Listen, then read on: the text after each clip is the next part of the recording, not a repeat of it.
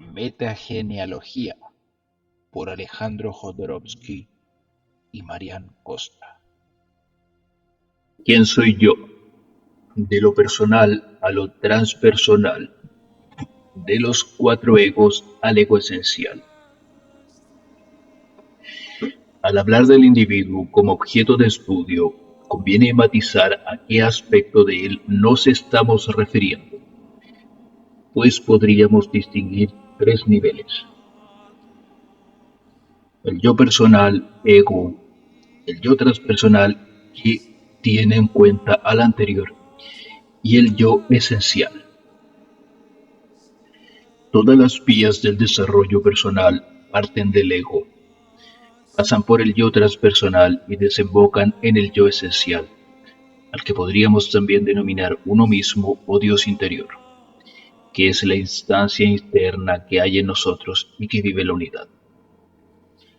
Las cuatro energías, cuerpo, líbido, centro emocional e intelecto, se manifiestan en el ego y en el yo transpersonal.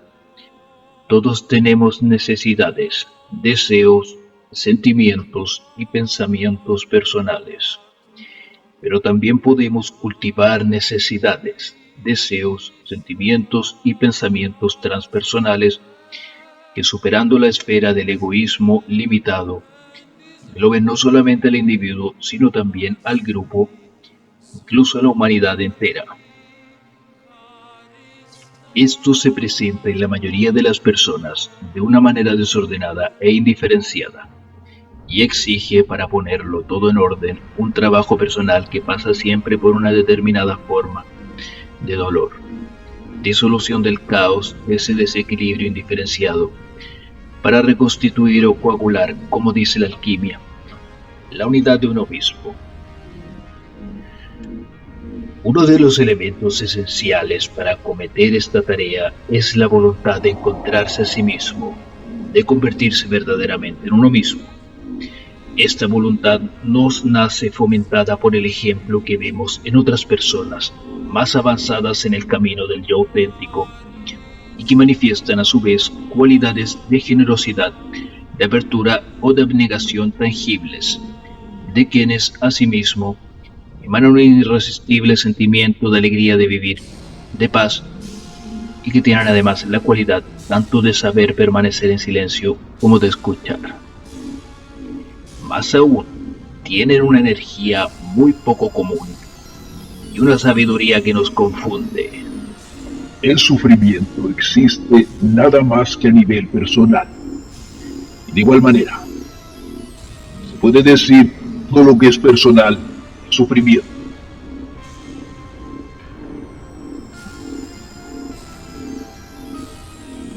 Todo aquello que es yo hace volver, de una forma u otra, al apego, a la privación de la libertad, a la limitación de las percepciones, a la imposibilidad de una investigación verdaderamente independiente. Vuelve a aplicarse a esquemas existenciales impuestos por la familia. Haciendo esto se niega en todo o en parte lo que se es, viviendo en consecuencia como un ser totalmente aislado.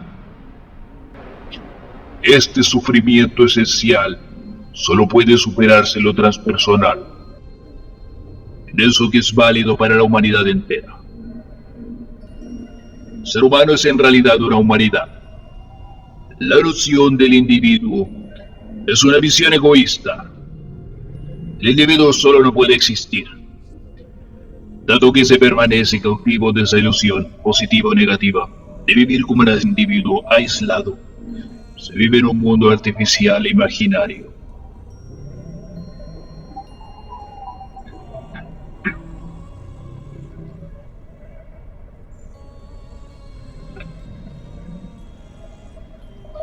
Muy frecuentemente, el trabajo sobre uno mismo comienza por la toma de conciencia de un sufrimiento.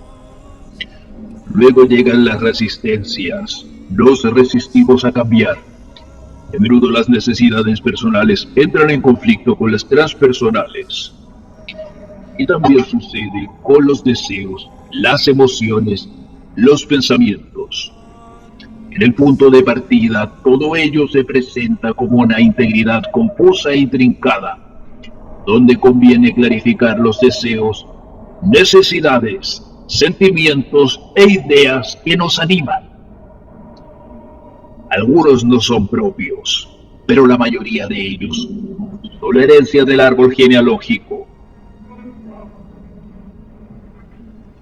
Al término de un trabajo perseverante e intenso, es posible abrir todos y cada uno de estos centros para hacerles disfrutar la dimensión de la humanidad, no solamente la de la individualidad. Pero es necesario tener la voluntad de crear una perspectiva objetiva, aislada de cuatro elementos. La de ser agitado por los deseos que por el momento soy, la de mis emociones y tampoco la de mi intelecto. Esta nueva mirada se divide en dos actitudes, una dirigida hacia el ego y la otra hacia el yo transpersonal, para disolver y conocer por separado el aspecto de cada una de ellas. En un primer momento, la mirada sobre el ego es ciertamente dolorosa, porque reconoce la pequeñez de nuestra identidad ilusoria. Abre comillas. Yo no soy esto. Cierre comillas. Es lo que les sucede a quienes inician en la meditación Zen, cuando sentados 20 minutos en absoluto silencio, descubre la gran multitud de ideas desordenadas que se agitan en su mente, o el océano de emociones caóticas que se suceden en su corazón. Sufren todavía la impaciencia e incomodidades de un cuerpo poco acostumbrado a la inmovilidad. Es ahora cuando realmente resulta útil volver la mirada hacia el yo transpersonal. Este estado de emociones sublimes no dice solo yo, sino que incluso incluye el nosotros. Por regla general, el yo personal aprende en este proceso a colaborar con el inconsciente y el supraconsciente. Y el yo transpersonal se origina al descubrir el inconsciente colectivo. Supera el sentido infantil de la posesión del todo para mí, pasando al altruismo adulto del nada para mí que no sea para todos. El yo transpersonal considera que todo lo que disfruta la humanidad procede del universo y pasa por mí para ser transmitido.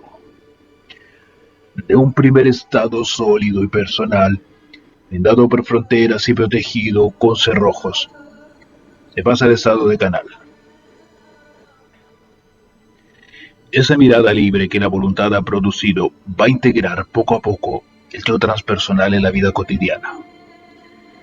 Las acciones y las decisiones individuales se verán de ahora en adelante teñidas de intenciones impersonales, como por ejemplo, cuidar y proteger nuestro ecosistema y el planeta, dar a quienes están en peor situación, resolver los conflictos, reconociendo nuestra parte en ellos, promover la armonía, etc. Esta mirada que separa y une a la vez se va a convertir en la base de la conciencia del ser esencial. Y al final, aunque el yo transpersonal sea maravilloso de vivir, se llegará a esta conclusión. Yo tampoco soy esto. Si nos basamos en la subdivisión de 4 energías, podremos ver que existen 4 egos. Uno corporal, otro sexual y creativo, otro emocional y otro intelectual. Cada uno de estos 4 egos tiene 2 vertientes, una personal y otra transpersonal. El ego corporal, personal, aspira a la inmortalidad, a la salud infalible, a la eterna juventud, a la invulnerabilidad, a la abundancia y a la riqueza. A nivel transpersonal, acepta la enfermedad, la vejez y la muerte, aunque dándose cuenta que la humanidad en sí misma es inmortal. La edad es una aportación de la cultura y sabiduría para la juventud de la humanidad. Cada enfermedad que nos aflige se convierte en una enseñanza que nos hace conscientes de la existencia de conflictos internos, incluso de problemas aún sin resolver. Por ejemplo, ciertas epidemias como el cólera están directamente vinculadas a la pobreza extrema, en la que vive parte del planeta. Se deshace de las absurdas necesidades inculcadas por la publicidad, la sociedad o la cultura. El ego sexual y creativo, a nivel personal, desea poseerlo todo, crearlo todo. Aspira a ser el mejor amante, el artista más grande, el más formidable curandero y también a aplastar a todos sus competidores. Busca la satisfacción y la victoria. El ego sexual creativo a nivel transpersonal aprende a limitar sus apetitos y a colaborar en actos de creación colectiva, percibiendo claramente que nada de lo que él haya creado le pertenece. Él es un simple canal. Es el arte sagrado, la acción útil, la sexualidad sana, como medio de unión con lo divino. El ego emocional, a nivel personal, desea amar en exclusiva y ser amado con exclusión de todos los demás. Confunde el amor con la posesión. A nivel transpersonal, comprende que el amor es universal y aprende a transmitir lo que recibe. Lo que le dan, lo distribuye. Ha tenido la experiencia de un amor sin posesiones, sin fronteras, donde todos los demás son lo mismo que él. El amor crístico. Si coges arena y la pones en tu mano cerrada, no obtienes más que un puñado de arena. Pero si abres la mano, toda la arena del desierto podrá pasar entre tus dedos. Cierra comillas. Proverbio árabe. El ego intelectual, a nivel personal, desea explicarlo todo, controlarlo todo, desmenuzarlo todo. Se aferra a sus creencias y a sus opiniones y teme por encima de cualquier otra cosa a la locura. A nivel transpersonal, aprende a callarse y a escuchar. Renuncia a entenderlo todo para poder captar la noción de todo, como se sugiere en este proverbio africano que dice, abre comillas, la verdad no está en una sola cabeza, cierra comillas. Se pasa entonces a creer, de creer a conocer, como respondió el santo indio del siglo XIX, Ramakrishna, al ser preguntado por su fe, abre comillas. Yo no creo en Dios, yo lo conozco, cierra comillas. Al final, yo transpersonal llega a un punto en el que se da cuenta de sus límites. Abre comillas. Yo no soy nada. Yo no puedo nada. Yo no sé nada. Cierra comillas. Es entonces cuando se reencuentra con su origen, el uno mismo, que dice, abre comillas. Yo soy todo. Yo puedo todo. Yo sé todo. Cierra comillas. En este centro unitario total no existe la vejez. Lo único que hay es una eterna juventud. Nada de ignorancia, es la sabiduría total.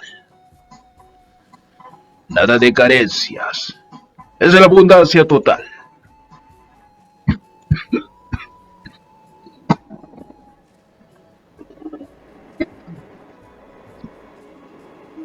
Nada de individualismo, es la totalidad unida.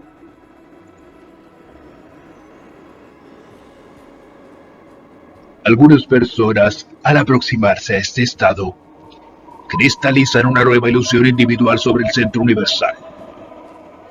Caen en la trampa del ego divinizado y se imaginan ser los elegidos o depositarios exclusivos de la conciencia unificada. En realidad es un tesoro universal. Es así como se crean ciertas desviaciones. Santos, gurús, maestros, ególatras, etc. El ser esencial no es un privilegio de nadie, sino un bien de todos y todas. de idéntica manera que la fragancia de un rosal no pertenece en particular a ninguna de las flores que lo exhalan, sino que se debe a la esencia genérica de la totalidad del rosal. Cuando una persona llega a disolverse en el ser esencial, se produce eso que en los evangelios se llama transfiguración. Su carne pierde el peso del sufrimiento, sus emociones se hacen sublimes, sus ideas son fluidas, sus deseos le otorgan la alegría de vivir. Esta transfiguración puede ser permanente o puntual, y si no durase lo suficiente, al menos deja atrás de sí un sabor que le permite volver a ella, cada vez con más frecuencia. Cuando este estado se hace permanente, el ser esencial se pliega en torno a la personalidad como el brazo de una madre, sosteniendo con una gran ternura los egos personal y transpersonal. Abre comillas. Esta persona que lleva mi nombre existe. Esta persona que lleva mi nombre va a morir.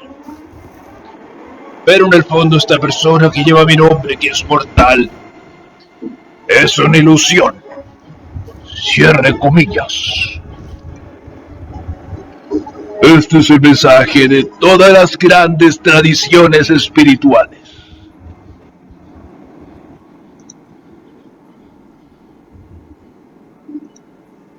Capítulo 2. Hacer el árbol propio. El individuo frente al linaje. La alfombra mágica. En la primavera de 1979, yo no sabía aún que iba a crear todo un sistema terapéutico basado en el estudio del árbol genealógico. Siendo un director de cine con mis películas El Topo en 1970 y La Montaña Sagrada en 1973, acababa de tener cierto éxito en Francia. El productor Eric Rochard me propuso viajar a la India para filmar la historia de un elefante que nace en un campo de trabajo como esclavo y que poco a poco se libera, desarrolla su conciencia y se convierte en el dios elefante, Ganesha, venerado por todo un pueblo.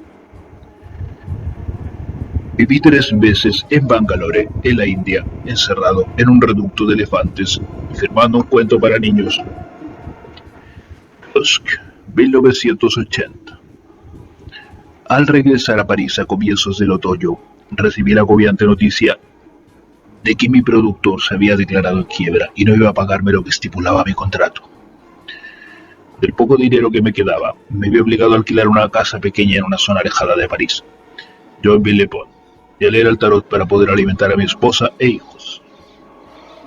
Esto que muchos pueden considerar una desgracia, fue para mí algo beneficioso. Si mi productor no hubiera sido el estafador que era, nunca habría creado la tarología, la psicoquinología, la psicomagia ni el psicochamanismo.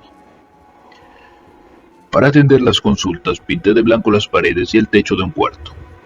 Pulí y barnicé las tablas del suelo. Compré un tapiz violeta de 1,60 por 0,80 metros, y en ese espacio limpio y sin muebles ni cuadros, lo extendí en medio del suelo. Frente al rectángulo violeta, el consultante sentado como yo en un zafú, cojín de meditación zen, escuchaba mi lectura del tarot.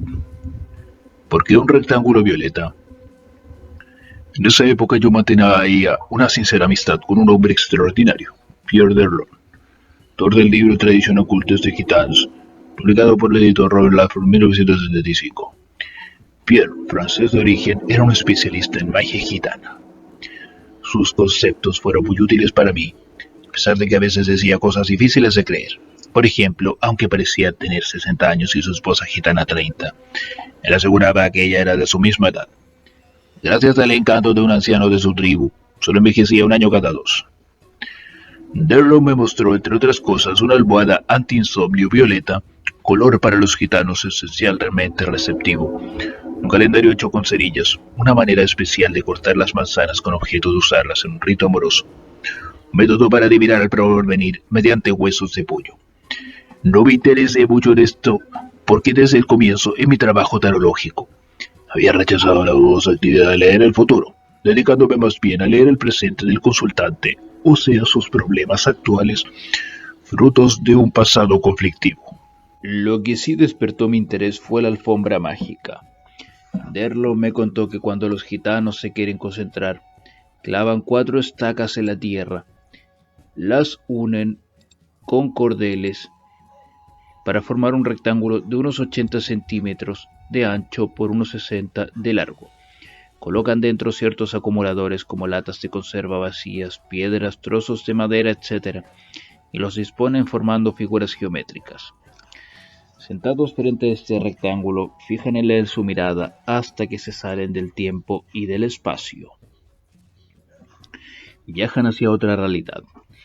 Pierre estaba convencido de que esta práctica había dado origen a la leyenda de la alfombra voladora que aparece en algunos cuentos árabes. El día en que nos mudamos a Joinville-le-Pont, Pierre, sin haber anunciado su visita, llegó hasta nuestra casa y en su pequeño jardín clavó 4 tenedores, los unió con un cordel, formando un rectángulo, y dentro de él ordenó algunas piedras, unas ramas secas, 3 botellas de refresco, más media docena de patatas que sacó de sus bolsillos. Me invitó a arrodillarme frente a esa alfombra mágica para meditar y salirme del cuerpo. Me interesó probar la experiencia. Acababa de leer en Wittgenstein de William Warry Bartley III, un sueño que tuvo en 1919 el filósofo Ludwig Wittgenstein, sueño que había planteado un enigma que fue incapaz de resolver. Era de noche. Yo me encontraba fuera de una casa sobre la que resplandecía la luz. Me acerqué a una ventana para mirar adentro. Allí en el suelo advertí una alfombra mágica exquisitamente bella, de modo que me entraron ganas de examinarla inmediatamente. Traté de abrir la puerta de enfrente, pero una serpiente se me lanzó impidiéndome entrar. Intenté hacerlo por otra puerta, pero allí también una serpiente se lanzó bloqueándome el camino. También en las ventanas aparecieron serpientes bloqueando todo mi esfuerzo por alcanzar la alfombra mágica. Según este autor, Wittgenstein interpretó la alfombra como un pene erecto y las serpientes como barreras morales a su homosexualidad. ¿Una alfombra o un falo? ¿Por qué no un vientre materno que nos permite morir en él para ser paridos hacia otra dimensión?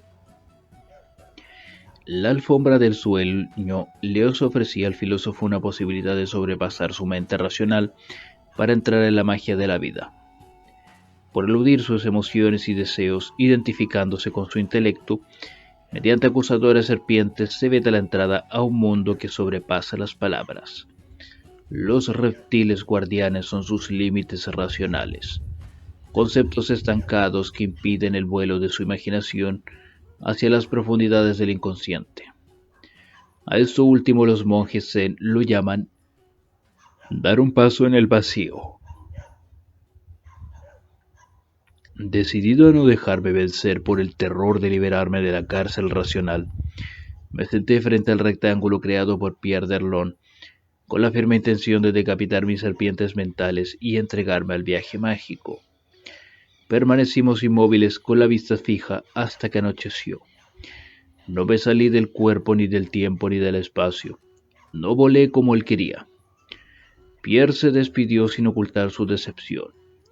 Nunca más lo volví a ver. Moriría en 1989. Sin embargo, esa experiencia fue esencial para el desarrollo futuro de mis técnicas terapéuticas.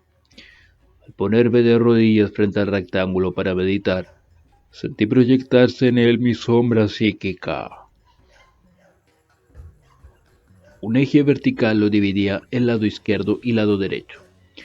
3 ejes horizontales lo dividían en 4 partes.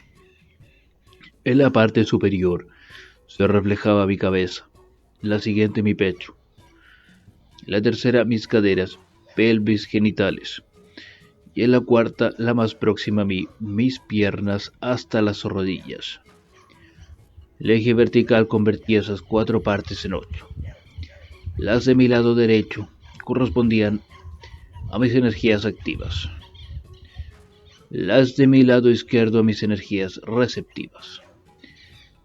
Desde donde yo estaba se reflejaban en el primer tramo mi vida material, mis necesidades, mi formación infantil.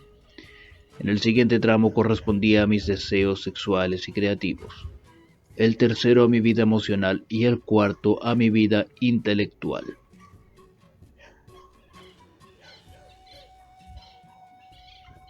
Esta manera de proyectar ver un rectángulo que dio origen al uso del tapiz violeta me abrió horizontes que cambiaron mi manera de leer el tarot. Inventé en esa época la noción de tarología para distinguir mi trabajo de los cartománticos. Mi ambición era interpretar el lenguaje gráfico del tarot sin atribuirme dones de vidente. Esta práctica daría más tarde nacimiento a una nueva disciplina que bauticé como psicogenealogía. A partir de entonces, organicé mis lecturas de la siguiente manera. Pedí al consultante que de los 22 arcanos mayores del tarot, colocara 5 en cada uno de los 4 tramos. Esto requería utilizar 20 cartas. Las 2 restantes, colocadas fuera del tapiz, simbolizaban lo siguiente. La de abajo, lo que el consultante había sido en el pasado. La de arriba, lo que deseaba ser en el futuro. La persona me exponía sus dudas, sus problemas para elegir entre varias opciones, etc. Yo comenzaba por analizar sus necesidades materiales, luego subiendo de tramo en tramo sus conflictos creativos o sexuales, su vida emocional y por último, en la parte superior del tapiz, las ideas que regían su vida.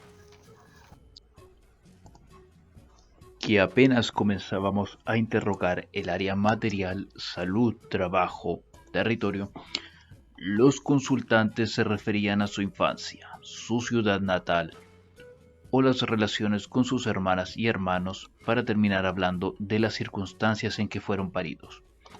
En el segundo tramo aparecían los padres como formadores de la capacidad de crear y de la actitud sexual del consultante. Por su parte, la creatividad y sexualidad de los padres dependían muchas veces de las relaciones que éstos habían tenido con sus hermanas y hermanos. Las tías y tíos maternos y paternos revelaron ser de vital importancia para el consultante, aunque éste nunca los hubiera conocido. En el tercer tramo, después de escudriñar los sentimientos de los consultantes, me di cuenta de la importancia que tenían sus 4 abuelos más sus tías y tíos abuelos. Ellos habían transmitido sus logros y fracasos sentimentales a los padres y estos a sus hijos. Al llegar al último tramo que aclara el área intelectual, observé que ésta estaba formada en un gran porcentaje por ideas absurdas y morales caducas transmitidas por los bisabuelos. Siempre imperaba un libro religioso dictando unas leyes de conducta mal interpretadas por sacerdotes misóginos con ambiciones de poder político.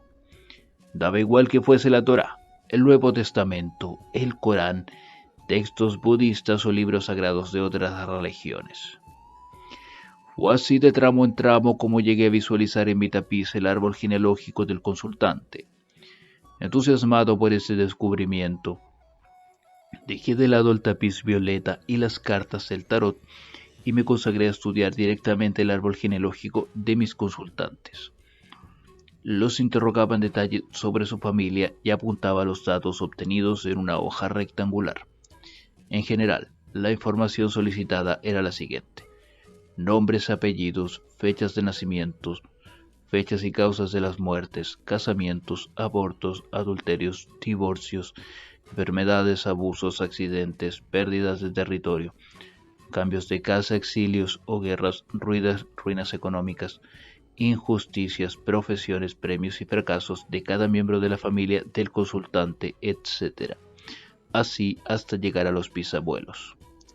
Salvo excepciones, yo no buscaba en quintas, sextas o más lejanas generaciones, porque la memoria familiar se esfuma más allá de los bisabuelos. Los datos se hacen borrosos, se transmiten fragmentos de personalidad, pocas imágenes, algunas palabras, y es prácticamente imposible encontrar datos seguros en ese tumulto de personalidades. Como tenemos 8 bisabuelos en la anterior generación, los antepasados son el doble, 16, y así de generación en generación nuestros ancestros van aumentando. 32, 64, 128, 256, 512, etc. En 30 generaciones, nuestros antepasados son 1073.741.824, es decir, más de 1.000 millones. Yéndonos tan lejos en el tiempo por esta multiplicación de ancestros, se abandona el dominio de la familia propiamente dicha para, entrando en la multitud de una sociedad, abarcar la humanidad entera. Después de numerosas consultas comprobé que, salvo muy pocas excepciones, el inconsciente se estructuraba sobre un terreno familiar que solo abarcaba hasta 4 generaciones. Luego el árbol se sumergía en el inmenso océano de fantasmas anónimos. Pude comprobar también que toda la familia, desde los bisabuelos hasta los consultantes, formaban una unidad que era la base de los problemas y virtudes de cada individuo. No se podía curar a alguien si no se curaba también a la familia que anidaba en las tinieblas de su inconsciente. Surgieron como en un papel fotográfico que bajo la acción del ácido revela la imagen que contiene asombrosas repeticiones. De la primera a la cuarta generación se reproducían los nombres, las enfermedades, los fracasos, los conflictos. Aparecían zonas oscuras, familiares expulsados del clan y de los cuales no se había transmitido nada, secretos guardados con celo, rivalidades entre hermanos y hermanas, rencores, neurosis de fracaso, vergüenzas, ruinas económicas, etc. Pero el árbol no era solo un campo de batalla y un lugar de aflicción. También aparecían en él posibilidades de realización, valores morales y espirituales, capacidad para enfrentarse a las dificultades. Me di cuenta de que el tesoro del árbol genealógico era al mismo tiempo una trampa y un tesoro. Fue tal el impacto de esta visión entre mis consultantes que ellos me organizaron talleres de lo que llamé entonces psicogenealogía. Un pequeño grupo de voluntarios, entre los cuales había algunos terapeutas, psicólogos y psicoanalistas interesados por mis teorías, comenzó a reunirse desde 1980 para someterse a ejercicios experimentales donde comparábamos los árboles genealógicos de unos y otros.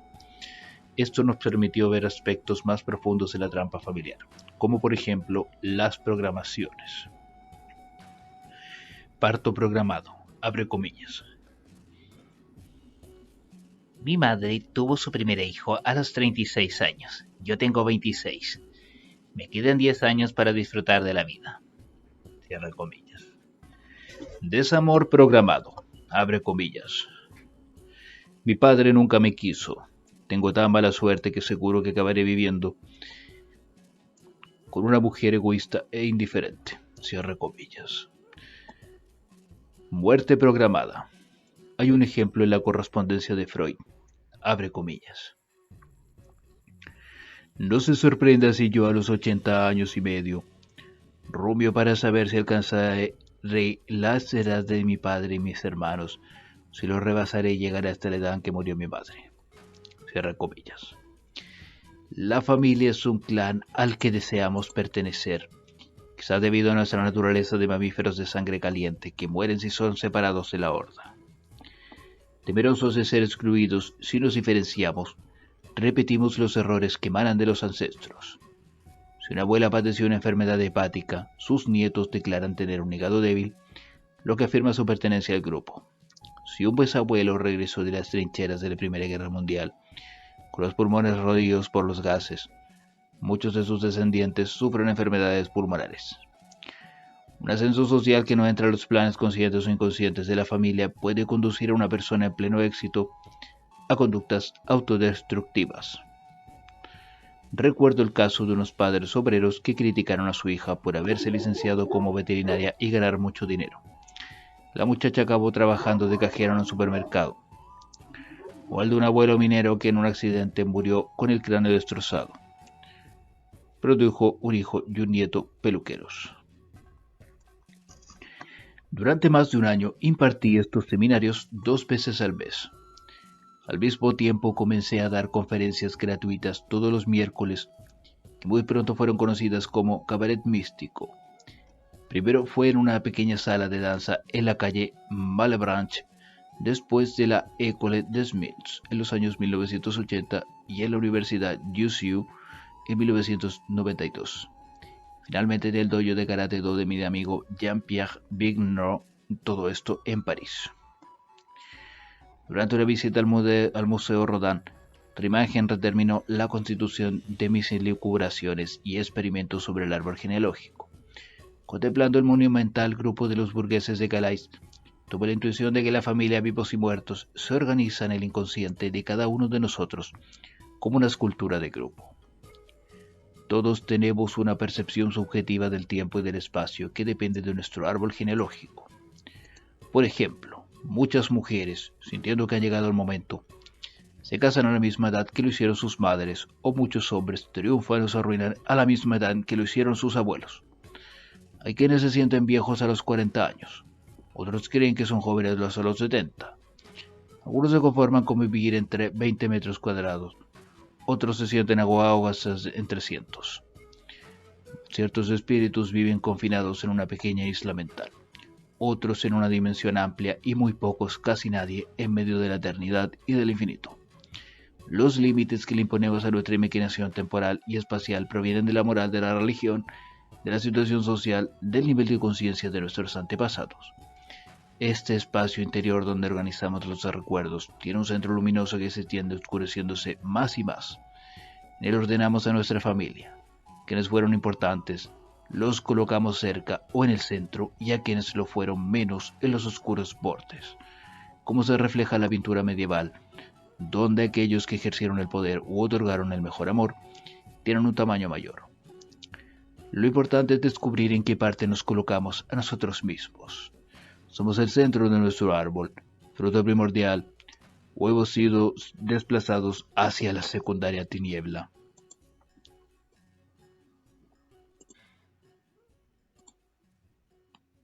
En todos nosotros, en nuestro espacio interior, el grupo familiar anida ordenado de acuerdo a nuestros prejuicios, nuestras frustraciones, nuestros deseos y valores morales que nos han sido transmitidos.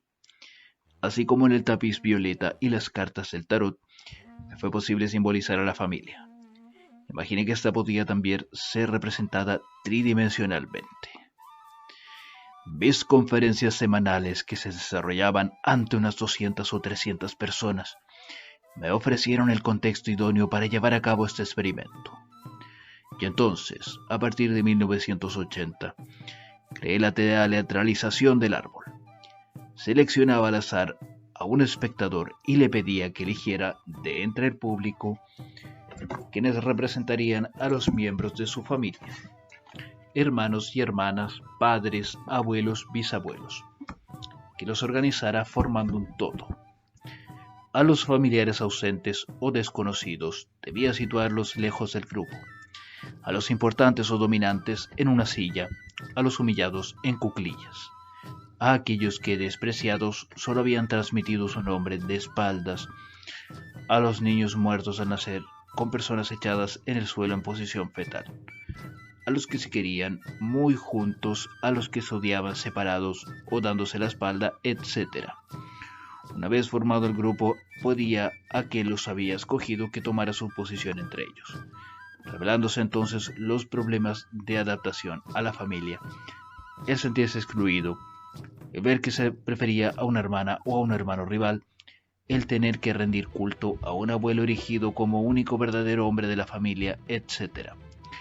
Pedía al consultante que hablara con cada actor.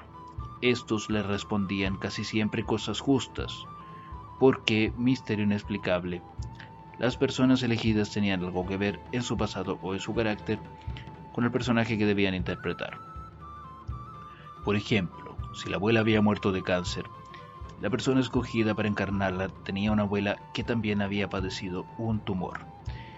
Llegué a la conclusión de que el inconsciente capta de forma telepática la novela familiar de cada individuo. Mi experiencia como director teatral me permitió moderar estas sesiones y tomar en cuenta a cada uno de los colaboradores presentes en el escenario, comprendiendo también que toda representación debe desembocar en una conclusión en lo posible positiva, Una vez que hubiera sido compuesto el árbol, me esforzaba por darle una dirección que permitiera al consultante y a sus benévolos ayudantes no haber interpretado su rol en vano. Así fue como comencé a explorar un intenso campo: la sanación del árbol. Durante estas teatralizaciones pedí al consultante, después de darse cuenta del nivel de conciencia de su familia y de haber visto los problemas, que otorgara a cada pariente lo que le había faltado. A los muertos jóvenes darles una larga vida, a los fracasados permitirles triunfar, a los enfermos aportarles salud, a los pobres y no amados concederles prosperidad y amor, a los excluidos y ausentes devolverles un sitio en la familia. Este es el trabajo que realicé yo en 1992 en mi novela Donde mejor canta un pájaro, publicada por Siruela en 2002. Siempre atento al equilibrio de los personajes en ese espacio exterior que reflejaba el espacio interior del consultante, le pedía que equilibrase las posiciones de los actores. Por ejemplo, bajar a los que estaban subidos en sillas y levantar a quienes estaban acuclillados o tendidos en el suelo, concediendo así una dignidad equitativa para todos. Enseguida solicitaba al consultante que tomara en el grupo la posición que lo haría sentirse feliz. Siempre después de buscar múltiples soluciones, él o la consultante se colocaba entre sus padres y su madre. Luego agregaba a sus hermanas y hermanos, tías y tíos, abuelos y bisabuelos. Generalmente el trabajo concluía con el consultante rodeado por los actores que habían encarnado a sus parientes, formando un grupo compacto y unido por un abrazo general. Pasados los años, me di cuenta de que algunos antiguos asistentes a mis conferencias se habían autoinstituido como terapeutas del árbol genealógico o como psicogeneálogos, sin deseo alguno de garantizar una pretendida profesión de lo que para mí era solo una búsqueda. Dejé de impartir conferencias y seminarios públicos sobre este tema para continuar con mis trabajos, pero de manera privada, y decidí recibir cada día a un consultante para establecer su árbol genealógico y tratar de curarlo. Me parece importante aclarar por qué opté por utilizar el término consultante al hablar de mis lecturas de tarot o de mi análisis del árbol genealógico. Rechazo el término paciente porque me parece reservado al dominio médico y porque, según lo que yo siento, en el marco de una relación de terapia psicológica, infravalora a la persona deseosa de realizarse. Sanar hablando en términos psicológicos es encontrarse uno mismo. Un paciente, por esencia pasivo, no puede curarse ya que espera que su salud le sea devuelta por un médico o por un charlatán. En cambio, un consultante es capaz de convertirse en su propio sanador. Él o ella sabe que su realización, encontrar la paz, depende de sus propios esfuerzos. Un terapeuta no debe comportarse como un orgulloso maestro, sino como un humilde guía. Mis sesiones las comenzaba leyendo el tarot a un consultante, lo cual me permitía sacar a la luz con rapidez el problema central. Luego en una hoja grande de papel escribía la mayor cantidad de datos sobre la familia y los analizaba. Una vez ordenada la memoria, teatralizábamos el árbol en una mesa redonda empleando una serie de pequeños muñecos. A veces eran una veintena y otras, en las familias numerosas, podían ser muchos más. El consultante, una vez organizado el grupo, debía uno por uno identificarse con sus antepasados, darles voz y mantener con ellos conversaciones, sacando a la luz los problemas relacionales. Agregué pequeños objetos, por ejemplo, una bolita negra que simbolizaba el cáncer de mama, transmitido de abuela a madre a nieta. Una pequeña espada rota como símbolo del fracaso intelectual padecido durante 3 o más generaciones por familiares que no lograban obtener el diploma ansiado. Un tubito con tinta roja representando el rechazo o el desprecio de la menstruación en árboles misóginos. Él o la consultante debía identificarse también con los dos objetos y pasándolos de un muñeco a otro ir dándoles voz. Después pedí al consultante que en una hoja de papel y sin recurrir al lenguaje oral, cogiera con cualquier tipo de formas, pero ninguna antropomórfica, el conjunto de su familia, él o ella incluido. Es frecuente que una prohibición tajante que le hicieron durante la infancia impida luego al consultante poder expresar de forma oral ciertos deseos o ciertas aspiraciones. Pero al darle la autorización de sustituir las descripciones orales por dibujos, los consultantes dibujaban aquello que les estaba prohibido. Por ejemplo, podían trazar un círculo que abarcaba media hoja. la madre, cuadrado pequeño alejado de una esquina, el padre débil ausente, y colocarse ellos en el centro del gran círculo como una forma muy parecida a la de un feto, expresando así su sentimiento de no haber nacido aún. Al igual que se hacía para finalizar la teatralización del árbol, esta sesión de dibujo intuitivo se terminaba pidiendo al consultante que reequilibrara las formas para obtener un dibujo satisfactorio.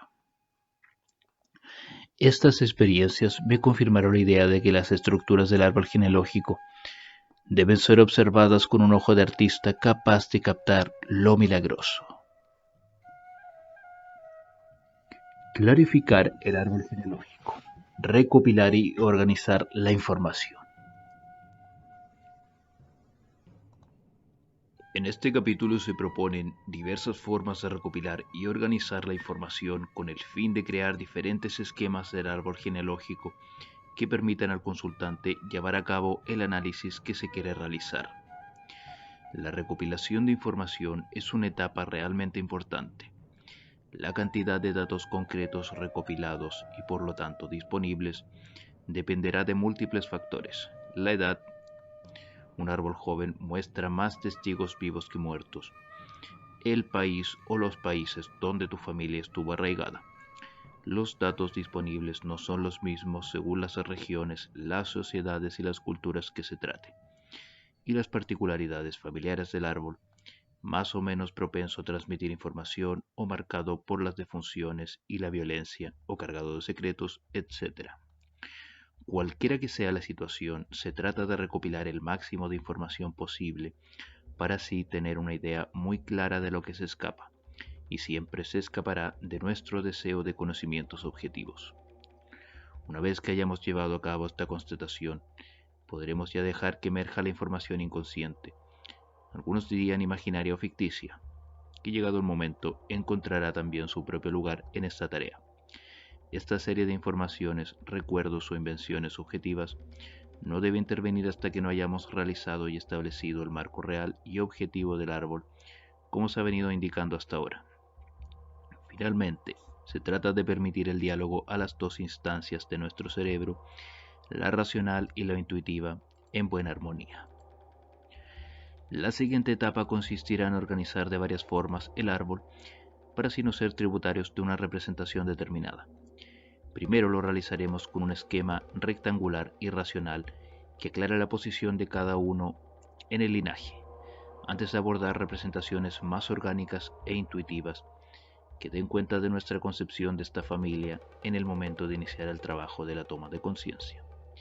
Así nos encontraremos frente a diversas imágenes del árbol que estarán destinadas a continuar evolucionando más aún en el curso de nuestro viaje.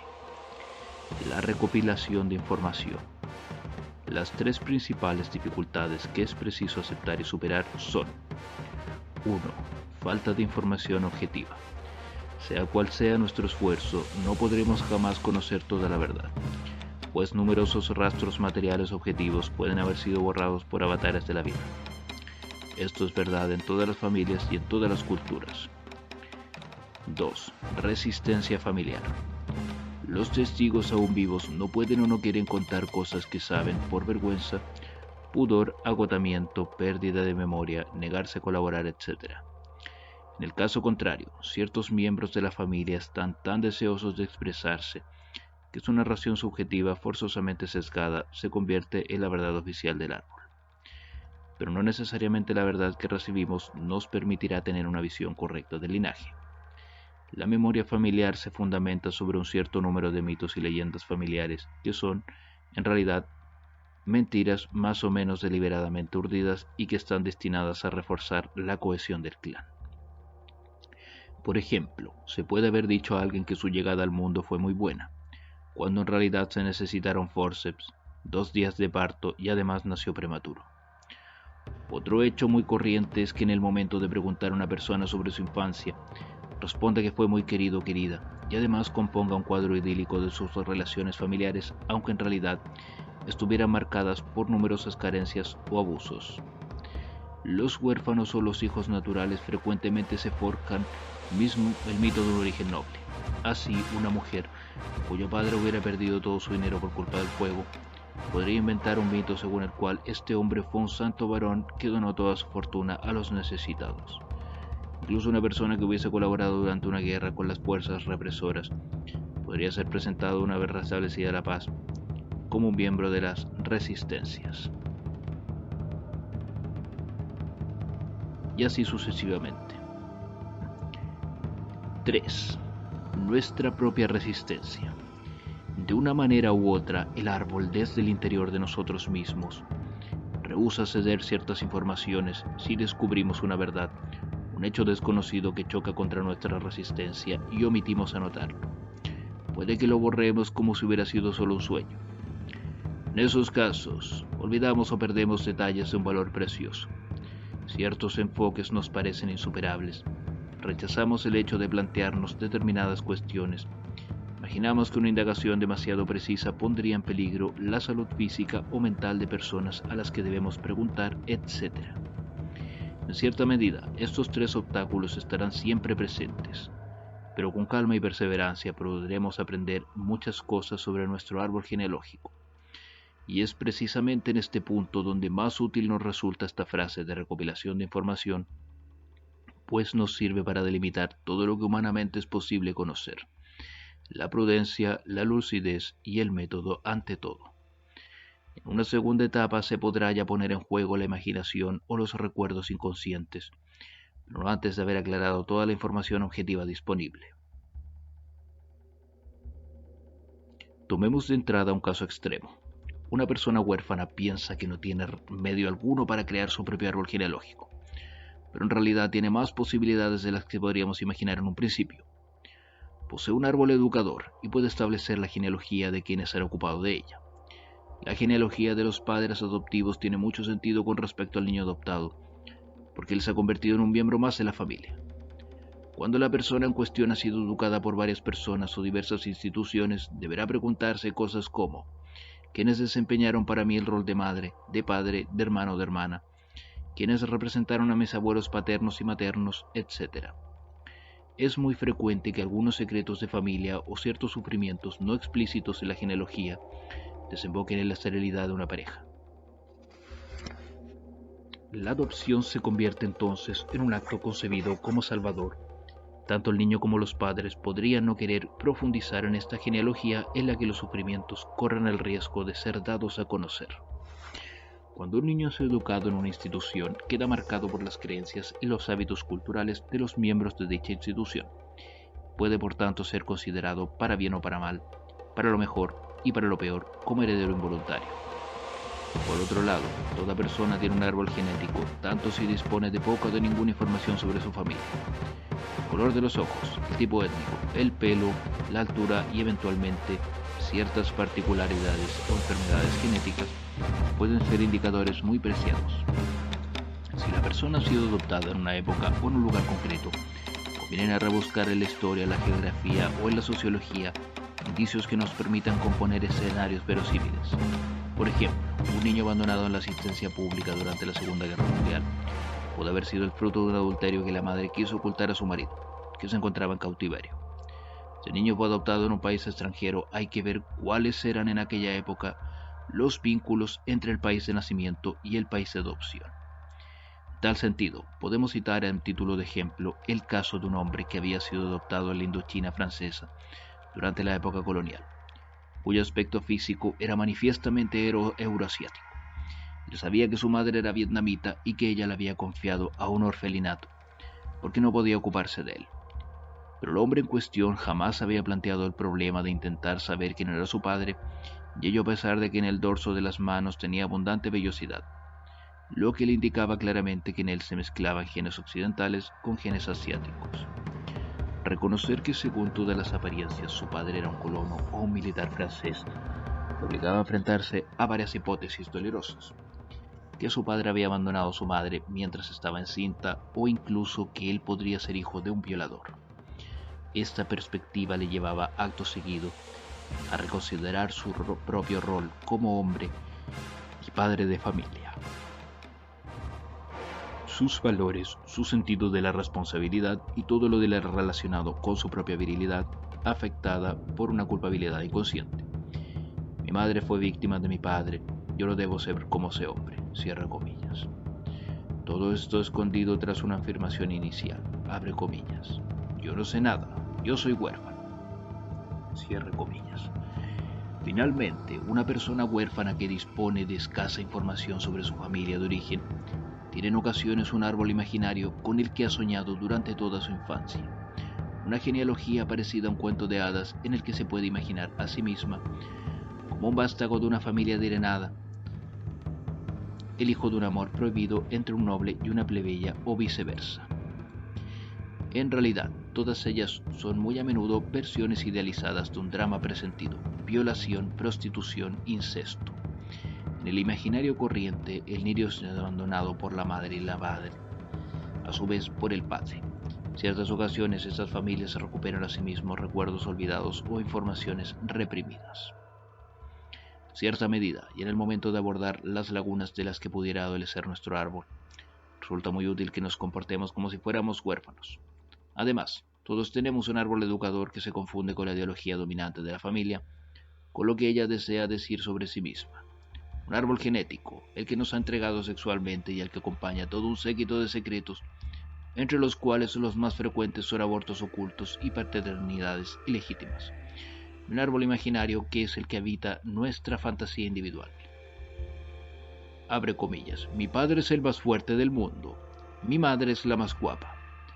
Me habría encantado ser hijo de tal personaje célebre, etc.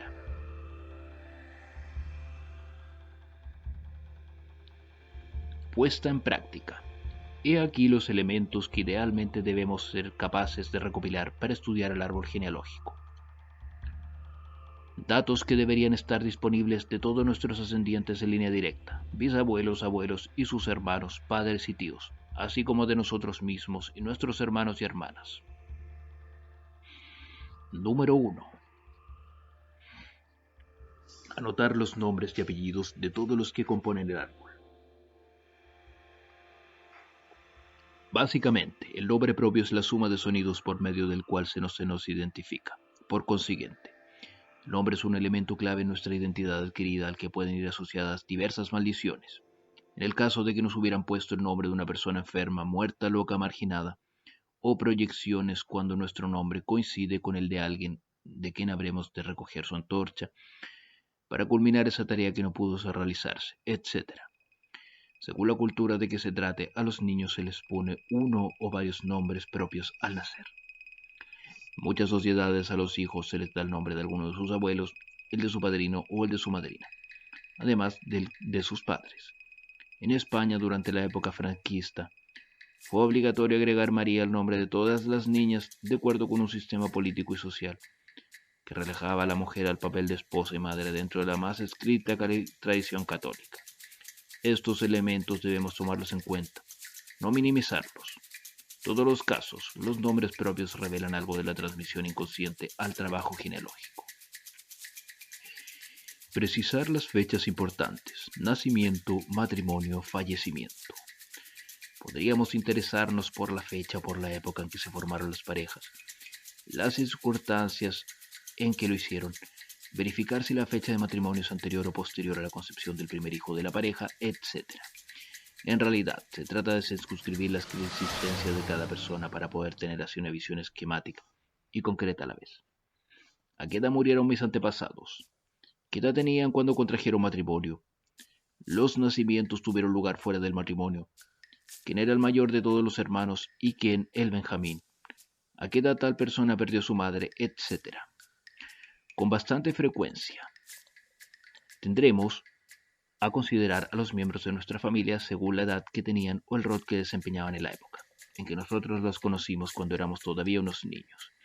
Sin embargo, es muy posible que quien conocimos en su sesentena como una abuela gentil y apacible haya sido para nuestro padre o madre una madre dura, desbordante, estricta o histérica, cuya personalidad nada tuviera que ver con la abuelita que nosotros hemos conocido. De igual manera, las enemistades o rivalidades infantiles entre hermanos y hermanas vierten a veces al llegar a la edad adulta. Aquel mismo hermano menor al que odiaban intensamente tanto nuestro padre como nuestro abuelo puede llegar a convertirse en uno de esos miembros de la familia siempre bienvenido a la mesa familiar. Pero incluso, aunque ya en una edad adulta, la enemistad se hubiera resuelto. La huella de los conflictos infantiles muy bien podría haber marcado el árbol genealógico de una forma que nos afecte directamente. Por ejemplo, si el padre o madre proyectan un hermano o una hermana que les fueron rivales sobre su propio hijo. Es también frecuente que el primogénito de los hermanos haya sido concebido antes de que sus padres contrajeran matrimonio. Y aunque no sea un secreto de familia, no se habla de esto nunca. La comparación de la fecha de matrimonio con la del nacimiento del niño a veces permite restablecer la realidad de los hechos.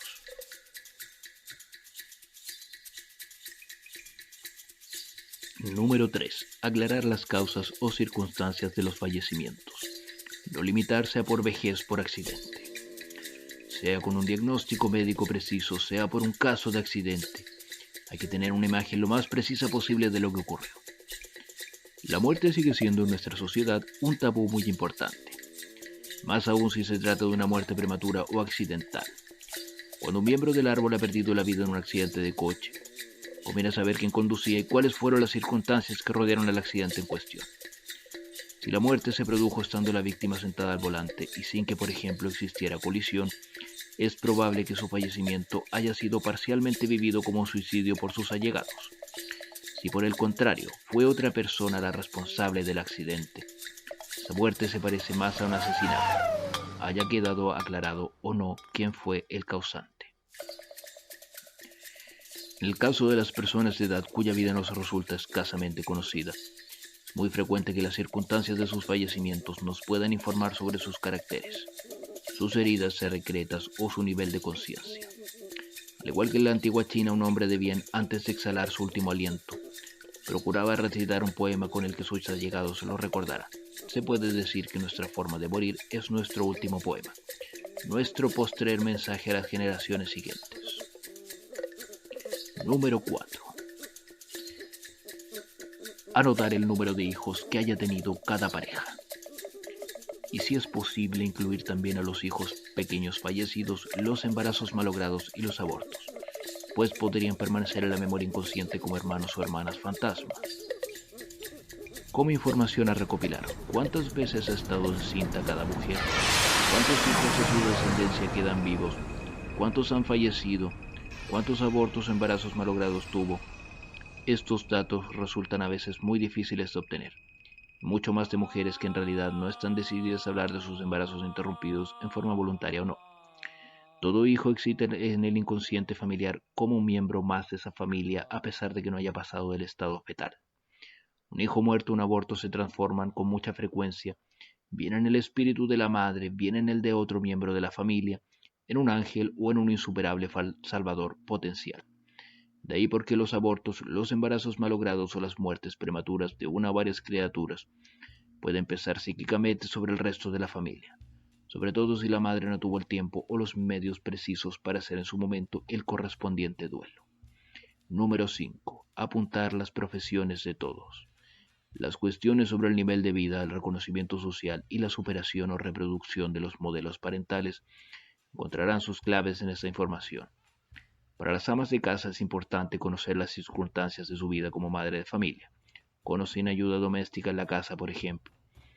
Puede igualmente resultar muy interesante investigar el desfase entre una vocación o los estudios realizados y la profesión con la cual la persona finalmente se gana la vida. 6. Preguntar sobre los acontecimientos más notables de la vida de nuestros ascendientes. Viajes largos, exilios, accidentes, enfermedades, minusvalías, vocaciones religiosas, encarcelamientos, guerras, éxitos económicos, ruinas, historias de amor paralelas sexualmente, consumadas o no, ideología política, etc. El árbol genealógico es asimismo un retrato socioprofesional de la familia. ¿Cuál era su concepción del mundo del dinero? ¿Cuáles eran sus relaciones sociales? ¿Qué tarea nos ha legado? ¿Qué concepción muestra nuestro árbol acerca de la suerte y la desgracia, la salud y la enfermedad, la fuerza y la debilidad? Una breve biografía de cada uno de sus miembros, como si se tratara de escribir una noticia periodística resumiendo los acontecimientos más destacados de su existencia, será sumamente útil a la hora de caracterizar las líneas de fuerza que manejan nuestro destino. Somos herederos de una tradición profesional. Somos por el contrario los responsables de reparar alguna injusticia social. Nos veremos amenazados por la repetición de una ruina o de una enfermedad producidas en el pasado. ¿Qué idea tenemos sobre el exilio según nuestro árbol sea nómada o sedentario?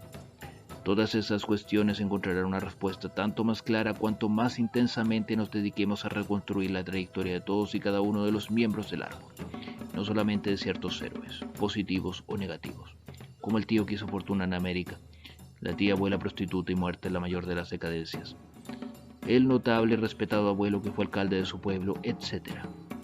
Estos son, con mucha frecuencia, los personajes que más atraen la atención de la familia. Pero es bueno estar muy atentos para poder completar el cuadro. 7. Tener idea de las relaciones entre los diferentes miembros de la familia. En particular, las rivalidades y relaciones privilegiadas que se tuvieron entre hermanos y hermanas, padres e hijos, etc. Sean tabú o no, en algunas familias existen lazos predominantes de solidaridad, de complicidad, de conflicto entre padres e hijos o entre miembros de una misma estructura fraternal, etc. Es inevitable que las afinidades selectivas se manifiesten en el seno de la familia, pues las redes de preferencia y conflicto conforman una dinámica de base en la célula familiar.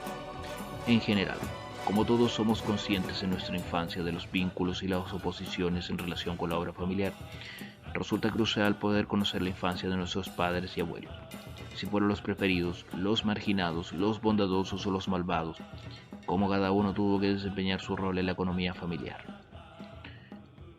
Número 8. Conocer las circunstancias históricas, guerras, revoluciones, represiones, etc.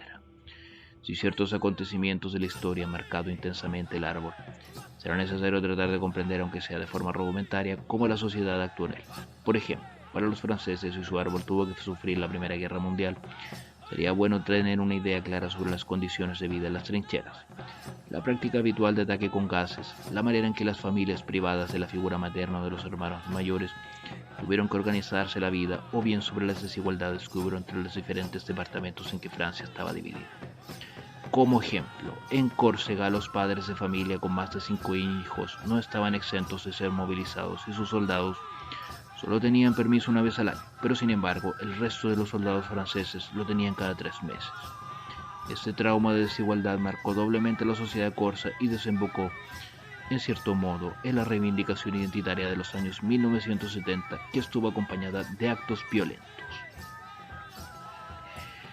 Número 9.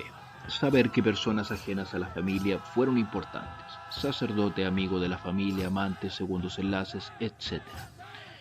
Puede haber personas que, aunque no estén relacionadas con nosotros por vínculos de sangre, hayan envejecido y ejercido una influencia determinante en nuestro árbol, y es conveniente destacar su existencia. Es el caso también de padrinos y madrinas, si han tenido una influencia decisiva sobre el niño. Si al final dispusiéramos de la totalidad de estos datos, lo cual es muy habitual, podríamos llevar nuestro árbol a que lo examinara un documentalista o un novelista omnisciente que fuera capaz de observar a todos los personajes de la saga, bajo condiciones reales de su infancia, de su adolescencia, de sus alegrías y de sus luchas de adulto, de su madurez y de su ancianidad triste o feliz, etc. Y es precisamente esta amplitud de perspectiva la que nosotros ambicionaremos a la hora de acercarnos al árbol, para así lograr comprender definitivamente todos los elementos de nuestra información. Fuentes de las que podremos extraer una valiosa información pueden ser documentos que hayamos encontrado de identidad, libros de familia con un estado civil, partidas de nacimiento, matrimoniales, de defunción, etc. Cuadros, fotografías o videos que proporcionen datos sobre la copulencia, el carácter, los parecidos físicos entre algunos parientes o imagen de belleza o fealdad de quienes hayan desaparecido ya. Documentación a la que hayamos tenido acceso, cartas, diplomas, boletines de notas escolares, cartilla del servicio militar, diarios íntimos, etc. Información recibida por las conversaciones con miembros de nuestra familia o personas allegadas. Tumbas, donde suelen aparecer inscritos nombres y fechas. Registros civiles y archivos parroquiales. Hemerotecas con archivos de periódicos locales de la época. Internet, donde se pueden encontrar redes de genealogistas de numerosos países, asociaciones con sus propios archivos, etc. Los datos facilitados por nuestros padres, primos, tíos, amigos de la familia, vecinos, son con mucha frecuencia el mejor de todos los recursos. Pero si nos encontramos con personas que tienen en su poder determinada información y que se muestran resistentes a la hora de proporcionarla, perdemos plantearles cuestiones objetivas que estén al margen de cualquier connotación afectiva y que no les exija una respuesta de carácter personal. Por ejemplo, ¿En qué fecha tuvo lugar ese conocimiento? ¿Qué edad tenía esa persona cuando nacieron sus hijos? ¿Cómo era ese negocio? ¿La profesión de tu padre era muy absorbente, le dejaba tiempo libre? ¿Qué distribución tenía esa casa? ¿Había una habitación para cada hijo? Se pueden también reconsiderar o modificar las preguntas más personales para que no resulten inconvenientes. Por ejemplo, abre comillas, ¿alguno de vosotros tenía una afinidad especial con vuestra madre en vez de quién era el preferido de vuestra madre? Abre comillas, ¿qué horas tenían en común? ¿Qué prototipo de pareja crearon? ¿Hacia qué aspecto enfocaron su unión en vez de qué tal se llevaban sus padres? Cierre comillas. Cuando ciertas personas no desean manifestarse sobre hechos pasados, es de estricta justicia respetar su pudor o silencio. Sin embargo, se puede obtener información objetiva de ellas, fechas, lugares, así como datos de algunos acontecimientos relevantes, viajes, accidentes, hospitalizaciones. Con frecuencia, los traumas del árbol se nombran de una manera muy vaga porque en el momento de suceder el accidente, la ruina económica, el exilio, la agonía o el duelo, guardar silencio sobre el hecho en cuestión, la agonía o el duelo, era una forma de sufrir menos. Pero 10, 20 o 30 años después resulta importante, por ejemplo, en una muerte por accidente de tráfico, saber cosas como quién conducía el coche, quién fue el responsable, si la persona murió en el acto, quién la vio primero, etc. El hecho de tener una imagen borrosa del acontecimiento supone a su vez prolongar un dolor que ya no nos incumbe, y que si no se expresa debidamente de una vez por todas, actúa sobre nosotros de otra manera, como una fobia, una vergüenza, una creencia, etc. Para el inconsciente y particularmente para la parte infantil del ser, una muerte prematura, violenta, accidental es recordada como un suicidio. La persona en cuestión se podría haber salvado, sí, como un abandono. ¿Cómo es posible que él o ella no haya tenido la fuerza necesaria de sobrevivir por mí? ¿Es que no me amaba lo suficiente? Cierra comillas. O quizás también como un asesinato, abre comillas. Tiene que existir un responsable, que en el caso de una mujer muerta durante el parto lo sería el bebé, el padre que se lo engendró o la incompetencia del médico que la atendió. Cierre comillas. Fin y al cabo, incluso las lagunas que pudieran haber en el árbol, acaba suministrando información. Siempre revelarán una fuente de transmisión, sea de conciencia, de información de amor, entre algunos de nuestros padres o abuelos y sus antepasados. En el antiguo Egipto, para castigar a un faraón tiránico o injusto, no se le mataba, sino que se borraba su nombre de las estelas, es decir, le hacían desaparecer de la historia. De forma similar, las familias castigan a quienes ven como culpables de un conflicto afectivo, no transmitiendo su nombre u otras informaciones sobre su persona a los descendientes. Esta historia continuará. Suscríbete a Audiolibros Espaciales. Nos vemos en un próximo viaje estelar.